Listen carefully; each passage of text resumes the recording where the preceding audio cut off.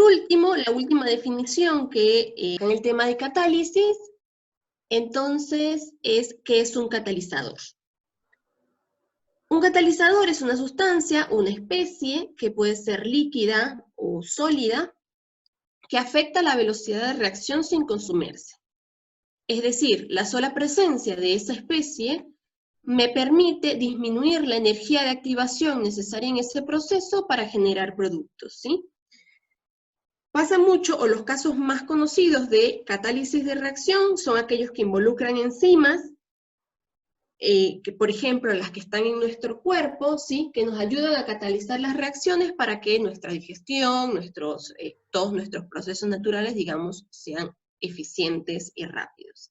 En la industria también se utilizan muchos catalizadores para optimizar los tiempos que involucran el generar un determinado producto, y por supuesto que al disminuir la energía de activación no solo disminuye el tiempo, sino también el costo que genera ese proceso, ¿sí?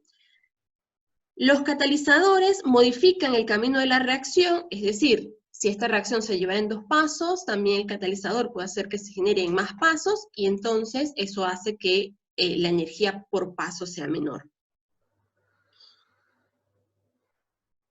La velocidad de reacción, entonces, cuando se dispone de un catalizador en ella, aumenta respecto a una reacción sin catalizador. Reacciones que pueden durar días o años para generarse, para producirse, para dar un producto, con presencia de un catalizador pueden ocurrir en minutos e incluso en segundos. ¿Qué hay que saber de un catalizador? Bueno, dependiendo del proceso que se quiera, el catalizador es específico. Algunos productos pueden actuar como catalizadores, entonces se dice que la reacción está autocatalizada, es decir, cuando la energía, cuando la liberación de energía es muy grande al generar el producto, cuando está sumamente, genera mucho beneficio energético ese producto, entonces en general se llaman autocatalizadas. Ahora, si el catalizador se encuentra en la misma fase, con fase me refiero al mismo estado físico, que los productos, que los reactivos, la catálisis es homogénea. Es decir, si yo estoy haciendo una reacción en fase acuosa, ¿sí? O una reacción en donde mis reactivos son líquidos y yo agrego un catalizador en estado líquido, entonces toda esa mezcla de líquidos va a ser una catálisis homogénea. Mientras que, si por ejemplo yo tengo un medio y el catalizador es sólido y la reacción está en fase acuosa, entonces sería una reacción heterogénea. También puede ocurrir lo contrario, que yo tenga una reacción en fase sólida y yo agrego el catalizador en estado líquido y también se denomina heterogénea. Es decir, cuando los estados físicos del catalizador y los reactivos no coinciden. Los catalizadores deben aparecer, ojo con esto que es muy importante, los catalizadores deben aparecer en la ecuación de velocidad. ¿Por qué? Porque si bien no es reactivo, no es producto, afecta la velocidad de la reacción, ¿sí? Es decir, su presencia afecta la velocidad de la reacción. Los reactivos afectan, la concentración de reactivos afecta la velocidad de reacción. La constante de velocidad afecta la velocidad de la reacción. Entonces, como él afecta la velocidad de la reacción, entonces debe aparecer en la ecuación de velocidad, ¿sí? Excepto en aquellos casos en que la concentración permanece constante, puede agruparse con la constante velocidad, ¿sí? Esto, en nuestros casos, siempre vamos a colocar la concentración de catalizador en la ley de velocidad, porque deben ser sistemas muy ideales para que la concentración de catalizador permanezca completamente constante. El catalizador se dice que se desactiva cuando alguno de los productos o alguno de los reactivos se adhiere a la superficie en estado sólido. En general pasa que los catalizadores se van agotando con el tiempo porque si bien no se consumen, a medida que transcurren las reacciones, una detrás de otra, como nunca las reacciones son completamente...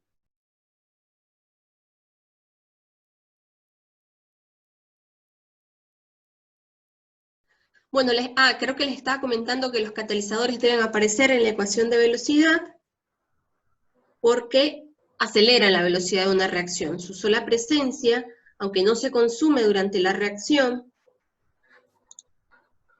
su presencia en el medio de reacción acelera la velocidad. Entonces, el catalizador, ojo, no afecta los aspectos termodinámicos, afecta la velocidad, pero no los aspectos termodinámicos, es decir, no afecta el calor de reacción, no afecta la constante de equilibrio, ¿sí? Porque si los afectara, entonces estaría violando la ley de conservación de la energía. Si volvemos un poquito atrás, con el gráfico, fíjense que lo que hace el catalizador es proporcionar, digamos, un mecanismo alternativo, ¿sí? Donde la energía de activación necesaria para pasar de reactivos a productos disminuye. Probablemente este mecanismo incluya una mayor cantidad de pasos que la reacción original, y de ahí que la energía de activación necesaria para llevarla a cabo sea menor. Entonces, con esta información podemos resumir entonces que los factores que afectan la velocidad de una reacción son la concentración de reactivos, que fue lo primero que vimos, la temperatura, que nos ayuda a analizar la Arrhenius, y los catalizadores, que es esto último, que es esta última especie que me acelera la velocidad de una reacción sin formar parte de la reacción.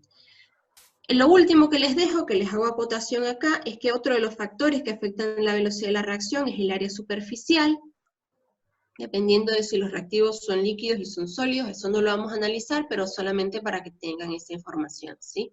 Estos tres aspectos son los que ya hemos visto hasta acá, y que espero que de alguna u otra forma hayan quedado claros. Ahora, si les parece, les voy a mostrar unas reacciones, las vamos desarrollando, que incluyen, primero un catalizador. Como para darles un ejemplo, nosotros el TP que vamos a llevar a cabo, el primer TP, se trata justamente de esto, de estudiar la cinética de descomposición del agua oxigenada, del peróxido de hidrógeno, en presencia de un catalizador, y ese catalizador es el ion yoduro. Entonces vamos a ver la reacción como para que veamos un ejemplo bastante útil de cómo afecta la velocidad de reacción la presencia del yoduro. La ecuación, la reacción de descomposición del agua oxigenada,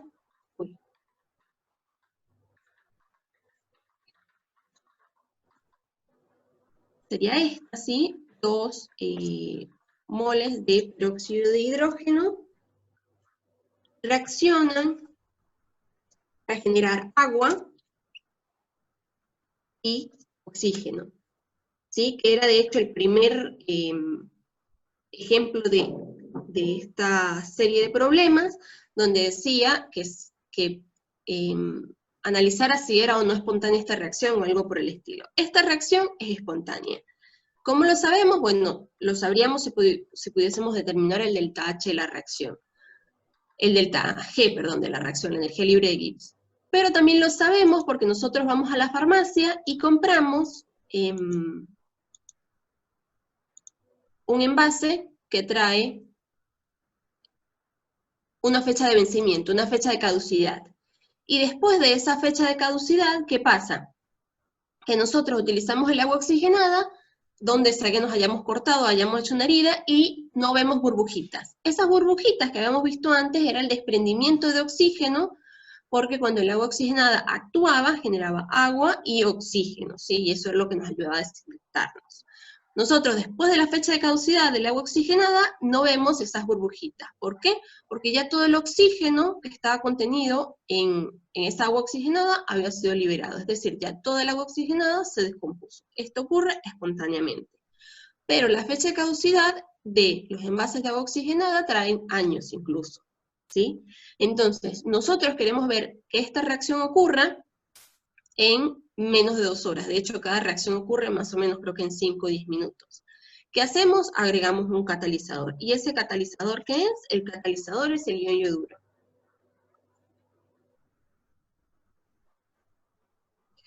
Y lo agregamos como yoduro de potasio, si no mal recuerdo, ¿sí? Entonces, ¿qué va a pasar? Que vamos a tener esta misma reacción,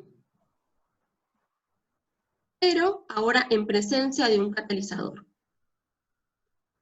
El catalizador de esta reacción va a ser yoduro.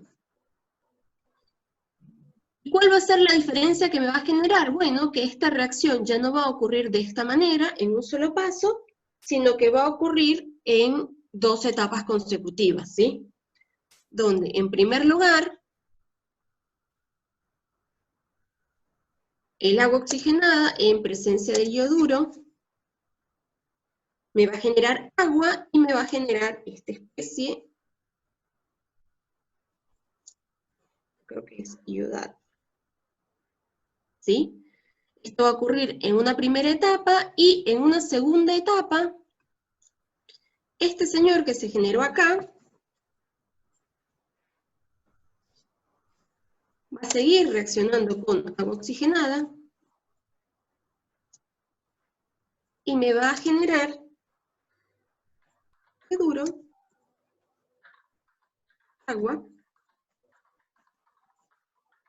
y oxígeno. Entonces, ¿qué pasa? Esta reacción que ocurrió en un solo paso, la presencia de yoduro, entonces me permitió un mecanismo alternativo donde la reacción ocurre en 2 pasos y eso disminuye la energía de activación para conseguir la descomposición de el peróxido de hidrógeno. Entonces, estos son los pasos de la reacción que me van a generar una reacción global.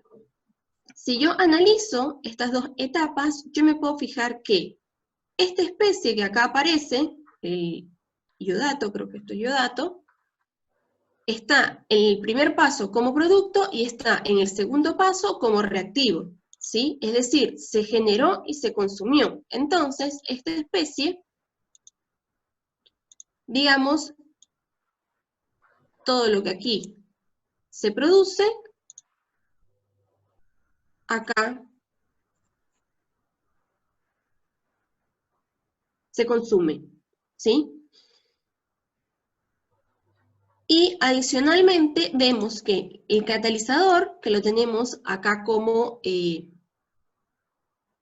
reactivo, para decirlo de alguna manera, todo lo que yo coloqué acá se me regeneró al final de la reacción, ¿sí? Entonces, él aparece como reactivo y como producto. Entonces, su concentración no se ve alterada durante esta reacción. Ahora lo que hacemos es sumamos los 2 pasos y obtenemos entonces nuestra reacción global, ¿sí? Acá tenemos, no es un 2, porque si no, no estaría balanceada la reacción. Tenemos una molécula en el primer paso, una molécula de peróxido de hidrógeno que reacciona con ioduro para generar una molécula de agua, y una molécula de iodato. Luego tenemos la molécula de iodato que se consume, junto a una de peróxido. Entonces, de reactivos tenemos 2 moléculas de peróxido de hidrógeno, y como productos tenemos el agua que se generó en la primera etapa, el agua que se generó en la segunda etapa y el oxígeno. Entonces, de producto tengo 2 moléculas de agua y una molécula de oxígeno. Si nos fijamos, esta reacción es la misma reacción inicial, esta ecuación global es la misma que habíamos planteado inicialmente en un paso, es decir, ocurrió el mismo proceso, pero lo que antes se daba en un solo paso, ahora ocurrió en 2 pasos consecutivos, ¿sí? Esto es lo que llamamos entonces mecanismo de reacción. A ver si encuentro mi llave. Esta de acá abajo es la reacción global. Y otra cosa que hay que tener en cuenta es que la reacción global tiene su ley de velocidad, ¿sí? Es la que conocemos. La velocidad es igual a ¿qué? A la constante de velocidad de ese proceso multiplicada por las concentraciones de los reactivos, ¿sí? En este caso es un único reactivo, que es el peróxido de hidrógeno, elevado a su determinado alfa, elevado a su determinado orden de reacción, ¿sí? A su alfa, pero para esta ecuación de velocidad tenemos que tomar en cuenta entonces la presencia del ion yoduro. ¿Por qué? Porque él me aceleró la velocidad de la reacción, ¿sí? Esta reacción no hubiese sido rápida, no hubiese ocurrido rápidamente si él no estuviese presente. Entonces, su concentración debe ser tomada en cuenta al momento de plantear la ley de velocidad de esta reacción. Y por supuesto que va elevado también a su coeficiente estequiométrico, a su orden de reacción, ¿sí? Ojo entonces, esta ecuación que se lleva a cabo en presencia de un catalizador, entonces toma en cuenta la concentración de catalizador para plantear su ley de velocidad. Cuando una reacción se lleva a cabo en varios pasos, en varias etapas, cada etapa también tiene una ecuación de velocidad, una ley de velocidad asociada, ¿sí? La ley de velocidad, entonces, para el primer paso sería la velocidad va a ser igual, la velocidad del paso 1, coloquemos, va a ser igual a una constante 1, porque cada etapa tiene asociada una constante diferente, multiplicada por las concentraciones de quienes allí aparecen como reactivos, ¿sí? En este caso, en la primera etapa tenemos peróxido de hidrógeno y tenemos al ion yoduro.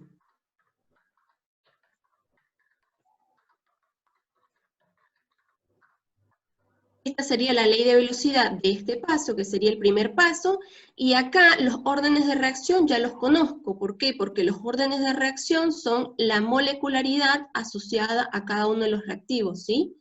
Acá es 1 y acá es 1, entonces, para la ley de velocidad de esta etapa de reacción, esta sería la ecuación que la describe, ¿sí?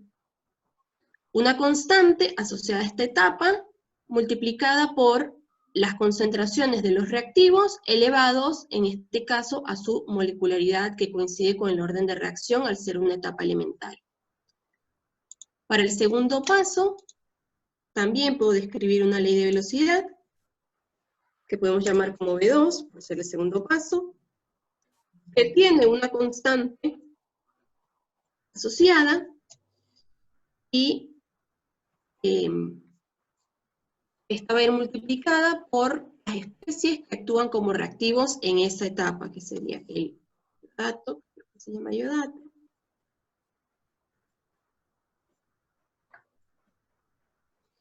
y el agua oxigenada.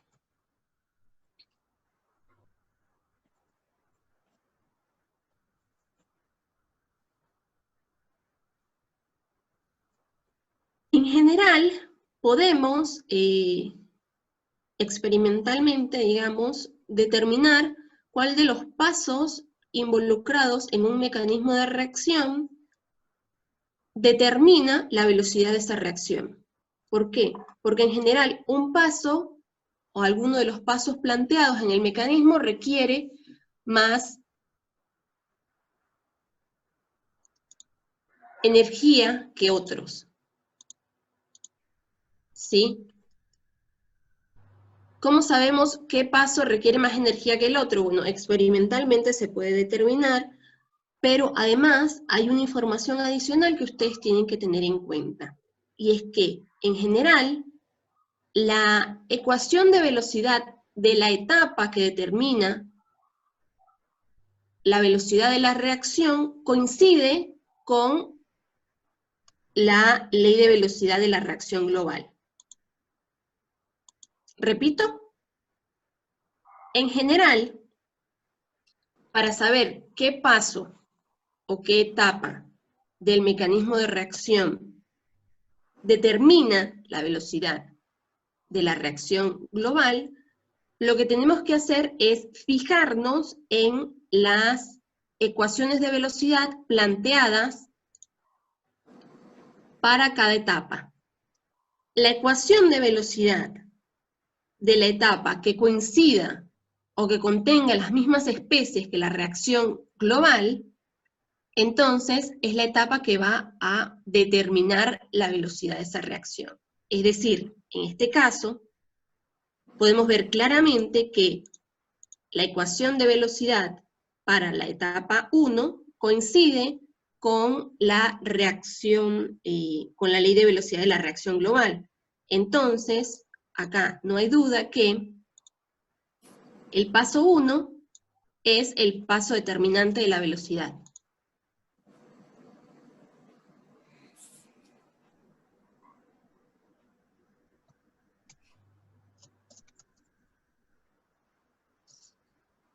¿Cuándo un paso es determinante de la velocidad? Cuando se trata del paso lento de la reacción.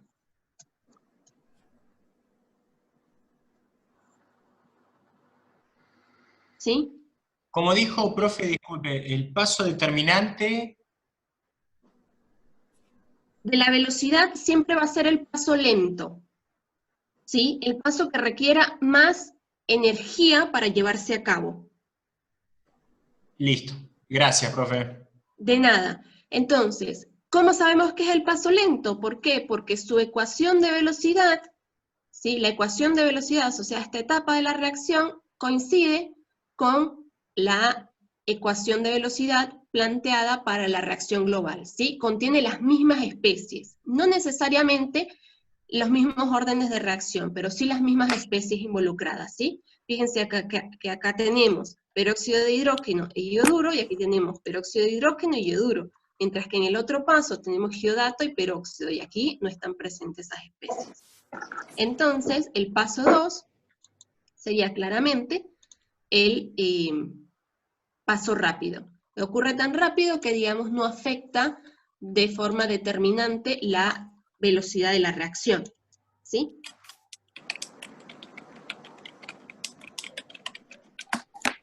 ¿Quedó claro esto? ¿Les pareció útil el ejemplo? Sí. ¿Sí? Bien. No sé si tengo otro acá.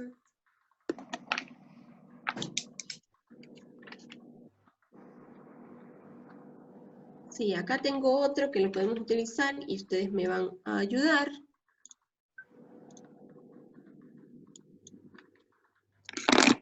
Tenemos...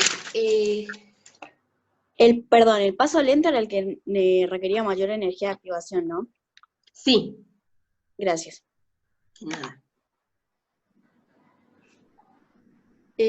Acuérdense también entonces que cada paso tiene asociada una constante diferente, ¿sí? Y cuando determinen la constante de reacción global, debería asemejarse mucho más a la constante del paso lento que la constante del paso rápido, ¿sí? Acá hay otro ejemplo, que es óxido de nitrógeno más flúor, no, perdón,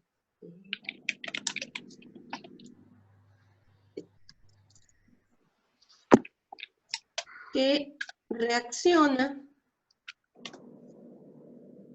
para generar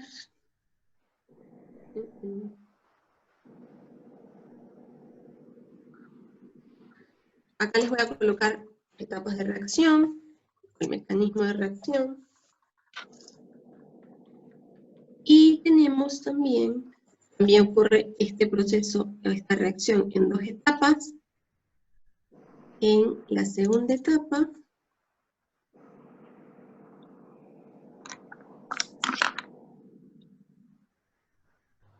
y tenemos que la reacción global,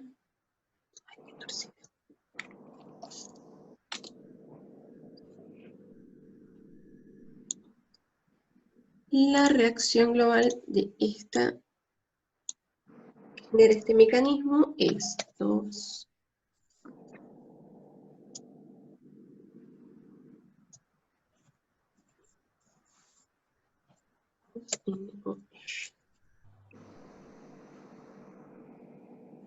Les digo que el orden de reacción para,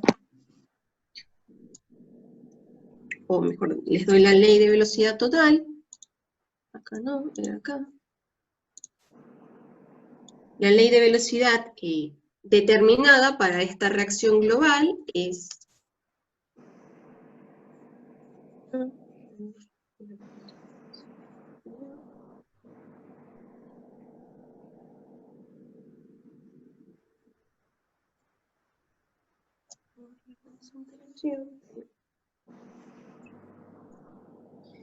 entonces, experimentalmente se determinó que la ley de velocidad para la reacción global es esta que ven acá, es decir, que el orden de reacción total es 2 y el orden de reacción para el óxido nitrógeno y para el flúor es 1 para cada uno, ¿sí? Ahora les pido que me identifiquen los intermediarios de reacción. En este mecanismo, ¿quiénes serían los intermediarios de reacción? El flúor es el catalizador. ¿Perdón? El flúor es el catalizador, ¿verdad? Vendría a ser el catalizador, porque está tanto en El reactivos como en catalizador, productos. fíjate que la definición de catalizador decía, él no interviene en la reacción, su concentración no varía. Si te fijas en el mecanismo anterior, el ioduro, que era el catalizador, aparecía como reactivo y como producto. ¿Sí? Entonces, la misma concentración que tenía al inicio, la tenía al final. Sí. ¿Ves? Mientras que acá el flúor es un reactivo. ¿Sí? Su concentración aparece solo al inicio y al final no aparece. Entonces, él se está consumiendo durante la reacción. Lo mismo que el óxido de nitrógeno, ¿sí? Su concentración está como reactivo en ambos pasos. Entonces, el óxido de nitrógeno claramente es un reactivo, que de hecho en nuestra reacción global aparece como reactivo. El flúor, si lo buscamos en la otra reacción, no aparece. Entonces, el flúor se consume completamente en la reacción, ¿sí? Ahora, este otro producto, sí, está como producto. Aparece acá, no aparece como reactivo nunca y aparece siempre como producto. Entonces, es un producto de la reacción. Pero, ¿qué pasa con F? Sí, no sé cómo se llama así. Acá está como producto, ¿sí? Se me genera durante la reacción como producto y se consume también. Entonces, ¿quién sería el intermediario? F. F, exactamente. El flúor. Sí, pero unimolecular. Uniatómico sería más bien. Él se consume, digamos, se genera durante la reacción y se consume, ¿sí? El yodo hace parte de lo que yo coloco en la reacción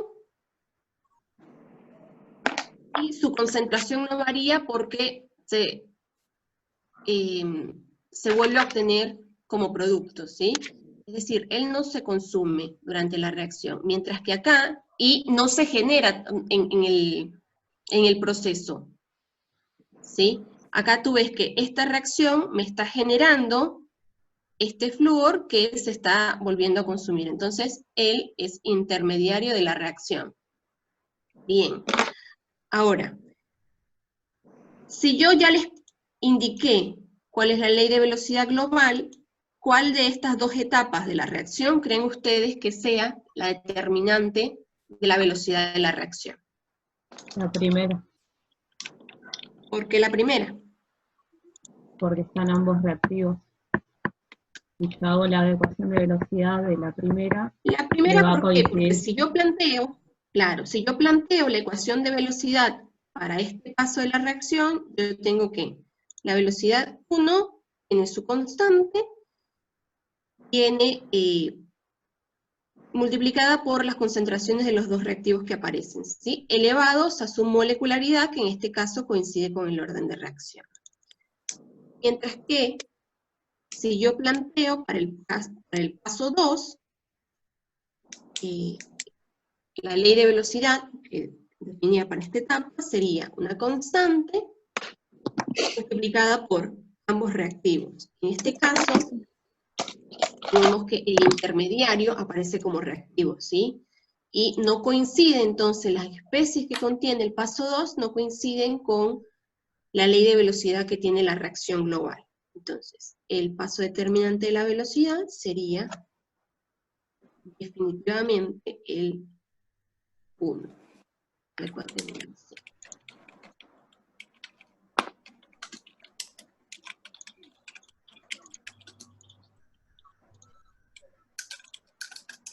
¿Quedó claro esto, no?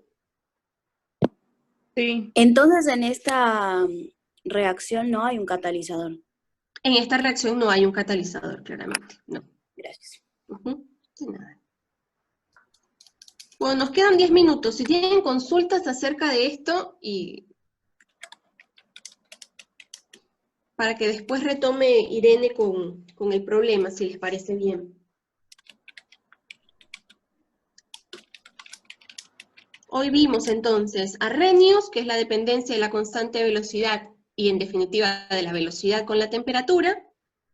Vimos mecanismos de reacción, que es esto, que es cómo se plantea en varias etapas una reacción global.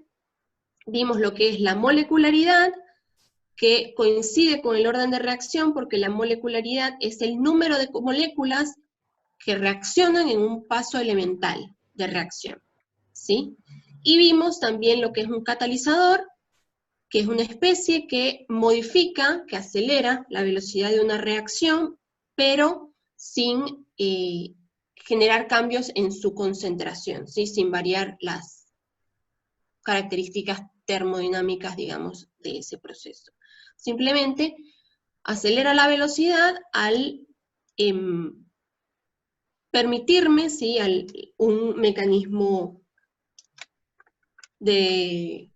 permitirme un mecanismo alternativo de reacción que requiera menor energía para ocurrir.